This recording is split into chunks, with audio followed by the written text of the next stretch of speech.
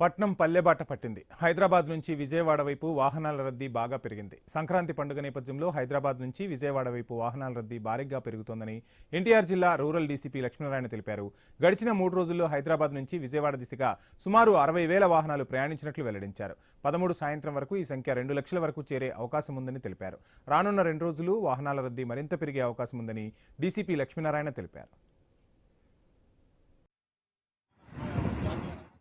పండుగ సందర్భంగా హైదరాబాద్ నుంచి వచ్చేటువంటి ఈ కార్లకైతేనేమి ఇతర వాహనాలకు ఎన్టీఆర్ జిల్లా రూరల్ పరిధిలోని అన్ని టోల్ గేట్ల దగ్గర పటిష్టమైనటువంటి బందోబస్తు ఏర్పాటు చేసుకున్నాం. అదేవిధంగా టోల్ గేట్ అధికారులకు ఎన్హెచ్ అధికారులతో మాట్లాడి అన్ని హైవే క్రాసింగ్స్ దగ్గర ఏమైనా ఇమీడియట్ గా వెహికల్స్ రిపేర్లు వచ్చినా కూడా పక్కకు తీయడానికి టోయింగ్ వెహికల్స్ అదేవిధంగా క్రేన్లను కూడా సిద్ధంగా ఉంచాము.